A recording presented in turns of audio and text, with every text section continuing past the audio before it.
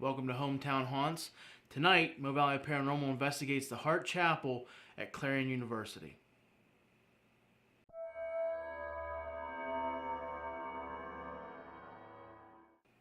When we arrived at the Hart Chapel, we met with Todd Fanasteel, history professor at Clarion University, who gave us some history and background and some experiences that people experience at the Hart Chapel.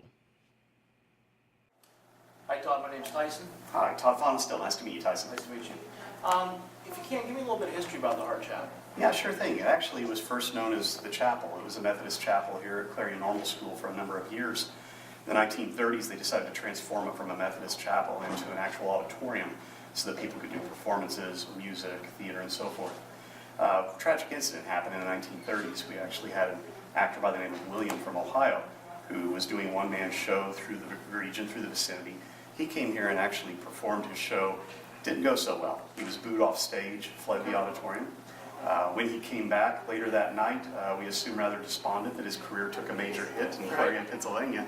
He broke back into the auditorium, brought rope with him, actually climbed up into the balcony and worked his way across a major crossbeam to a light fixture, obviously intending to hang himself. Right.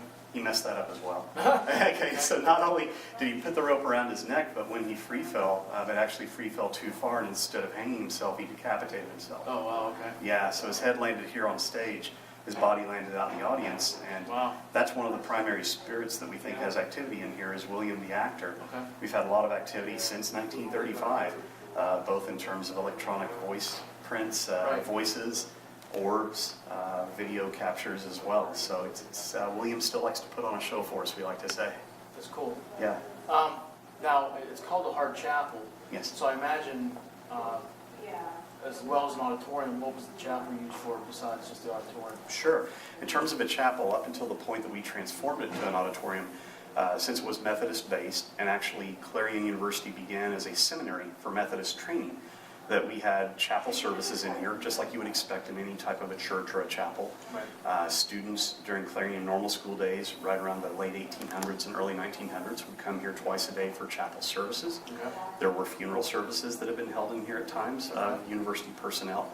There have been memorial services. There have been weddings and happier occasions as well. Right. But we've certainly run the gamut where we know there were funeral services and bodies that lie in state here for a number of days for people to come and pay their respects, much like you would do at a wake at a funeral home. Right. It kind of served that same purpose. Okay. So certainly death has touched the auditorium here in a number of ways. It sounds like it. Yeah. If you would now, why don't you take us around and show some of the hot spots where you guys get activity a lot of the time here? Sure, no problem. Okay. It actually begins right here on the stage. Okay. In terms of the story of William, when he hanged himself from the light fixture, which no longer exists, but up in the middle of the ceiling, a bracket where the light fixture originally was, large round white bracket. That's, if you can imagine, a large light fixture hanging there where he hanged himself. His head, when he was decapitated, actually landed right here on the stage. And what's interesting about this is even though the wood itself over the past 80 years has been sanded, stained, painted, even replaced, Right. and we think I know at least once and possibly twice, that for all the marks and stains you see on the stage here, that the dark print that bleeds through, no pun intended, over and over again, is the spot where his head lay. And so people tend to suspect that there's something about this particular spot with regard to where he was decapitated. Okay. So this would be a hot spot. We've also had activity just over here off stage right by the exit door. We've had investigations where apparently shadow figures were seen right where I'm standing right now. Shadow figures that would duck behind this curtain and move behind the wall toward that exit door. We've caught shadow figures looking back at us through that exit window of that door. Okay. So activity over here in the corner. Up here in the balcony, as we pan across here on stage right, this is the balcony from which William climbed out to attach the rope to hang himself. So we've had people who've sat up here in these chairs who've mentioned sensations more than anything else, but a lot of orb activity in that area as well. Okay. So you said before there was a central beam that went from one end to the other end? Exactly. Above these windows up here, when the lights are fully up, you can still see some of the plaster swirls that repaired where the original wooden beam was. Because, of course, we didn't have any of these light fixtures back in the 1930s. These are all more recent. Okay. But we had larger wooden cross beams across that would have given him access to where this light fixture was suspended. And the one picture I've seen of the light fixture, it actually came from that white bracket. It's suspended pretty much all the way down to where you see these spotlights now. Okay, so the white bracket there is the original bracket for the light fixture? Absolutely. Okay. Absolutely. That's the centerpiece right there. Okay. Looking away across the balcony up here, again, stage center. A lot of activity over here in the light booth. We've had actual orbs bouncing inside the glass window of the light booth as though they're trapped, trying to get out. A lot of orb activity up here in the central part of the balcony, of orbs coming from the balcony down into us and into the lower part of the stage down here. Other activity has really been the electronic voice prints, and I'm excited to see what you guys might capture. I've shared with you some. I have shared with you some of what we've caught before, and hopefully it generates some interest. I'd be curious if others can capture that as well. They were good EVPs. Yeah. But EVP is what we call electronic voice phenomena. Phenomenon. Okay. Okay. Prince works well too. Yeah. But yeah, I mean, the stuff, the evidence you showed me was really intriguing, and I like some of the video. Yeah. In fact, I'll mention on the EVPs, our speech pathology department, the professors in speech pathology, I have one of them who asked for a copy of it because her students told her about it. Right. And they ran it through, I guess it's where I think of voice print analysis. Right. And what they could confirm for us is they said, what you do have on there is a voice, but it's registering at lower than a human level, which is why you didn't hear it live. Right. They said, we don't know what it is that you captured on there. It's not you, Todd. It's not anybody else, but we see it there through our computer machinery. Right. So, but they left it at that, but we don't know what it is. Yeah. But we don't know what it is. It's great when you get confirmation like that. It was great. Yeah. Okay, thank you very much. You bet. All right. Good luck. All right, thank you. You bet. Since the majority of the activity happens in the main auditorium, there was no real team breakdown. It was just kind of a freestyle investigation with control set up at the back of the auditorium and us taking turns investigating the stage area where most of the activity occurs.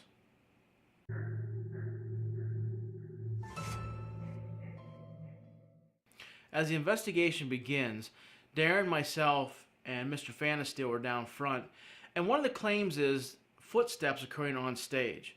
So what we did was we put the geophone on the stage, and we started a question and answer session using the geophone looking for responses. Take a look. Can you turn the light on for us, William?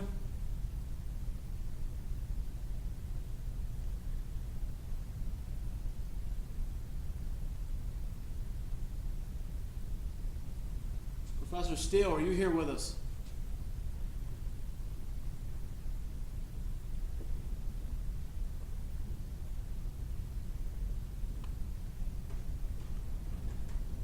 Wow.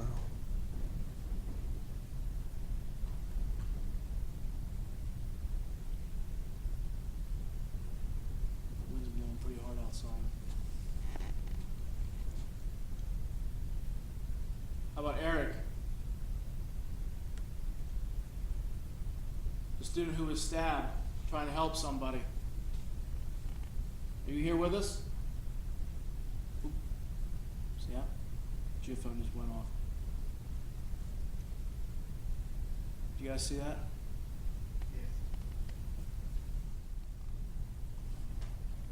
Oh, what was that? Huh? The light from the geophone just blocked out, just like something went between me and the geophone, You mean the REM pod? or the REM pod. Just Oop. there with the geophone. Geophone. But it was just like something went between me, just real quick blocked out the light from the REM pod and me. Can you tap that again, please? Touch that black box again. Thank you. If I say your name, and you're the ones here with us, touch that box for me. Are you William? That's pretty quick. Yeah. Are you Eric? Are you Dr. Steele? Let's try it again. If I say your name, touch that black box. Are you Eric?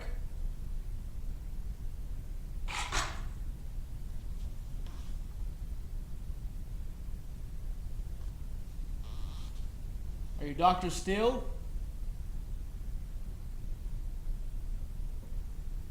Are you William? There you go. There you go. Hello, William. Flashlight Got in a the note chair. too.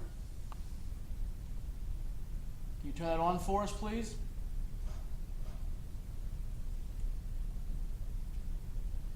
that somebody back there? Okay.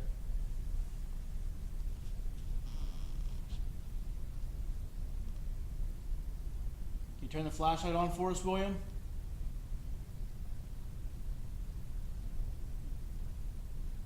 Okay.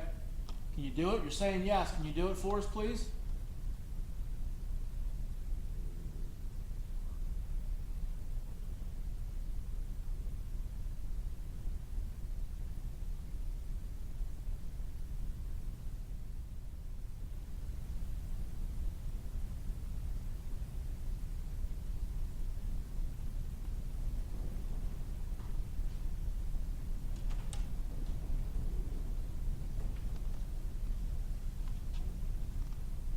Or blip again.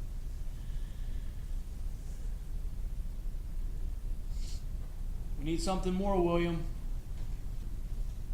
We know you can tap that black box. Can you do something else for us? Can you give me 2? Can you touch it twice for me? Touch it 2 times.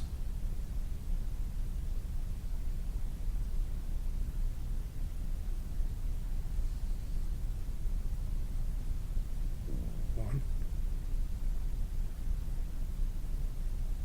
That was 1. I need 2 quick ones. 1, 2. 1. Keep in mind as you watch the episodes, the premise of our show is not to prove nor disprove a haunting. We just take you, the viewer, along with us as we investigate these claims. At the end of the show, you make your own conclusions and decide if what you've seen makes these sites haunted or not.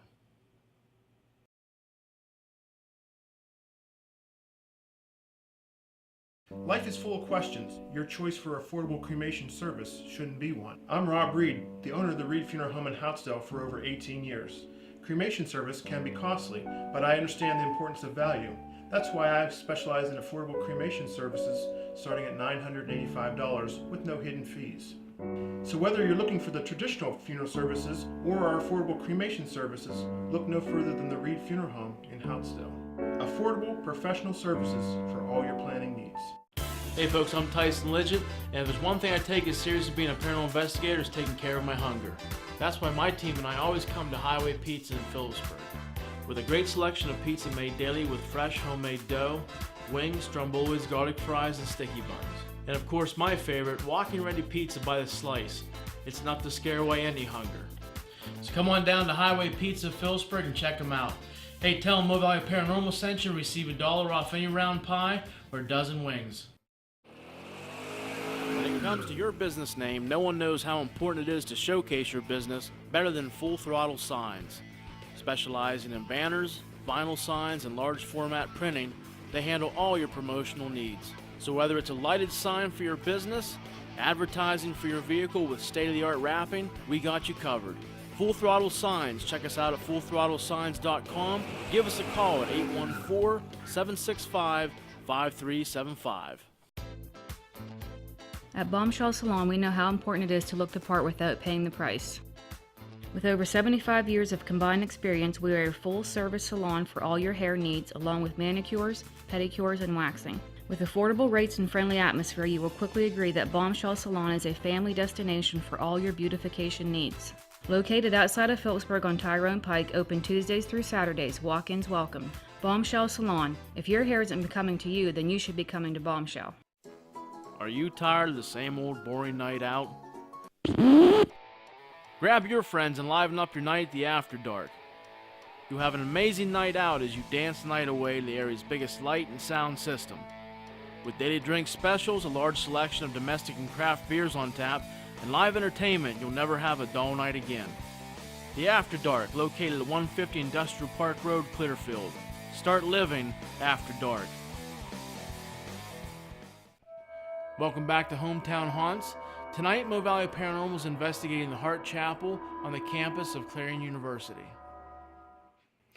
For the past couple years, Todd has brought students from Clarion University into the Hart Chapel on Halloween night, and he attempts to make contact with William through a question-and-answer session with a Maglite flashlight. Amy, in an attempt to make her own contact with William, begins a conversation using a Maglite flashlight as well. Take a look.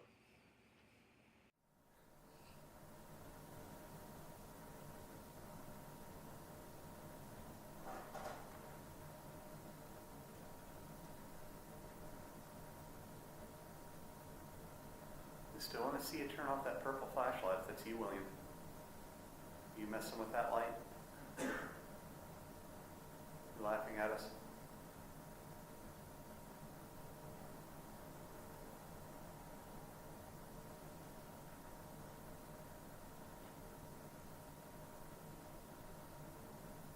You just blink.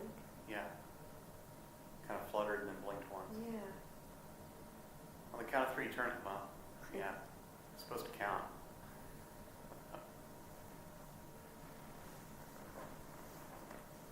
Can you be more intentional again? Just like you were a few seconds ago?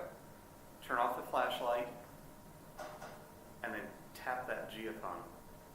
Turn it off all the way. Now.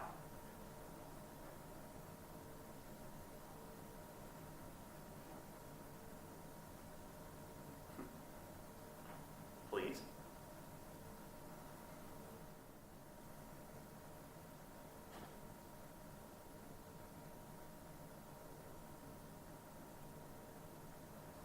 You turn the purple one on. Works the same way.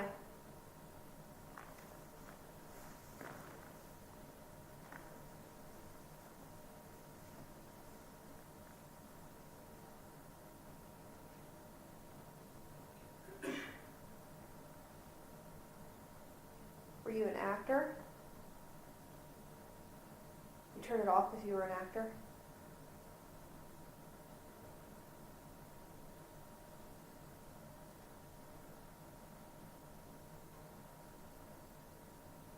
So you were an actor. Turn it back on for yes.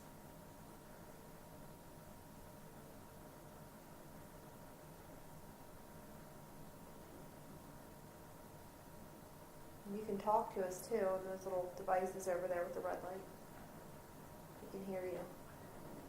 Were you a musician?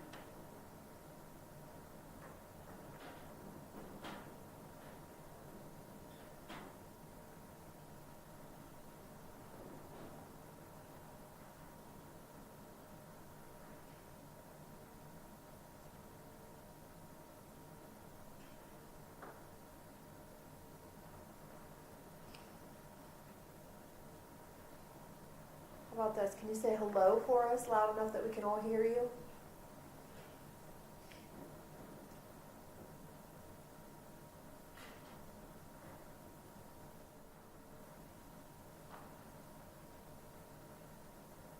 Can I sit on the stage with you? You turn that back on if you want me to sit down with you?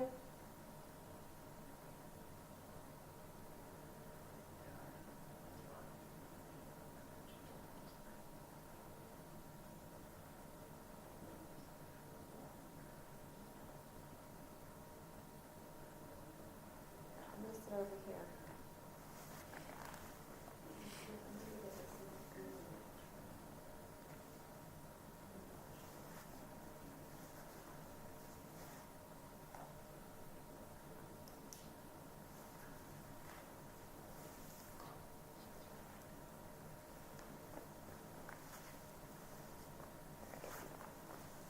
I'm going to sit here.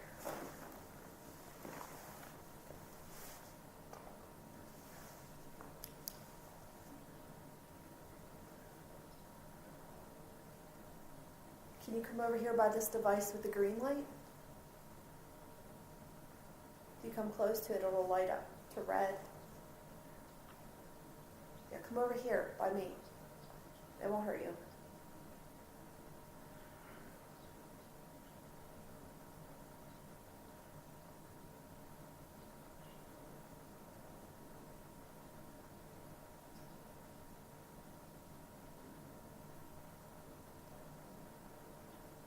To the geophone.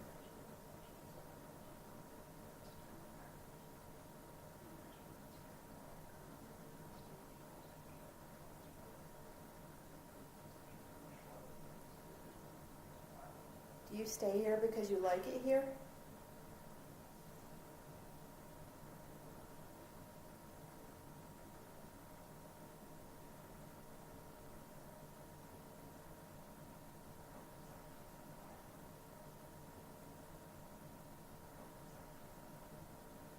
You stay here because you're stuck here?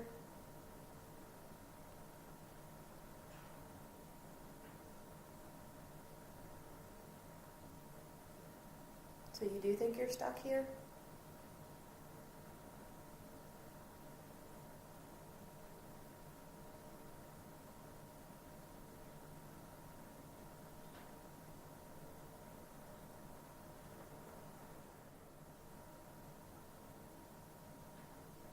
Is that you that I can hear moving back there? You turn on the flashlight if it is.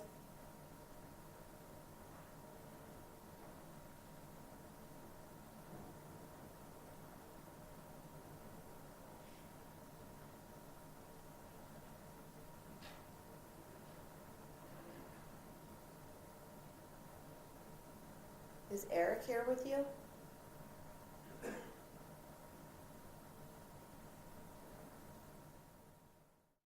So after a very responsive session with the mag light, the whole team comes down front and we begin a PSB-7 spirit box session.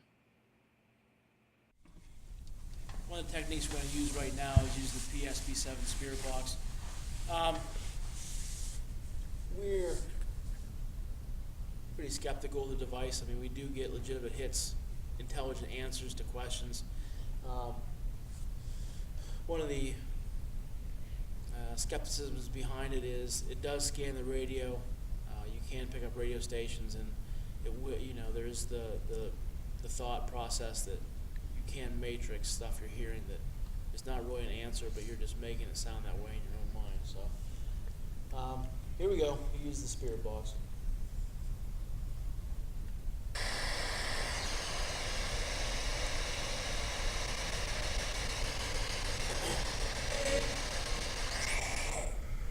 William, can you say hello?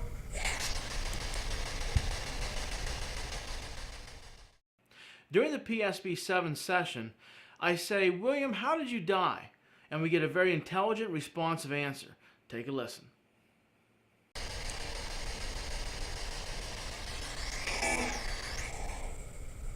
How did you die, William?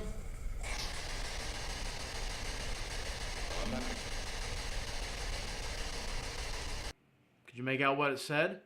To us, it was a very clear response, my neck. Listen again. How did you die, William?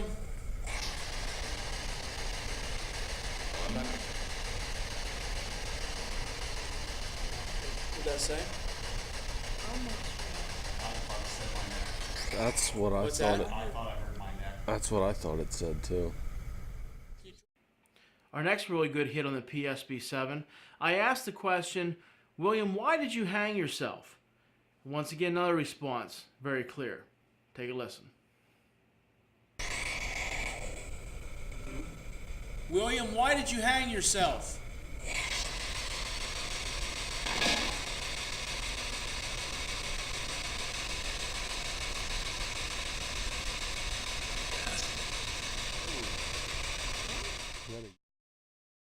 I'm sure you all heard that one, a very clear yes. We don't know if the spirit possibly heard me or misunderstood the question and thought, "Did you hang yourself?" But nonetheless, a very clear, intelligent response. William, why did you hang yourself?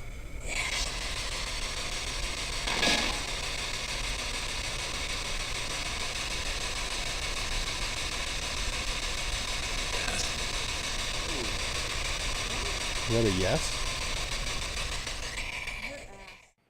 As the whole team is down front of the auditorium, different members of the team say they see shadow movement up in the balcony. Amy suggests using a laser grid pen and point it towards the balcony so we can see if there is in fact any movement. Keep in mind, all members of the team and Mr. Fanasteel are accounted for in the front of the auditorium. As I go back the aisle to grab a laser grid pen, everyone in the auditorium hears what sounds like a chair flip up and the sound of 4 or 5 footsteps running away as I reach the back of the auditorium. Take a listen.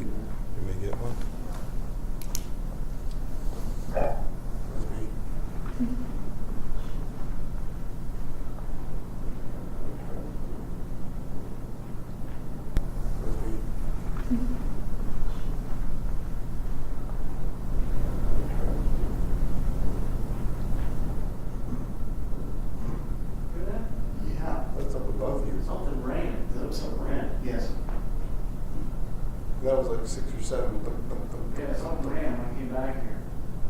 Somebody up there? Boy, William, that's what I'm talking about, buddy. I absolutely agree with that. Yeah, Absolutely. very early. From left to right. You heard it, Marty? That was a mistake. Something ran.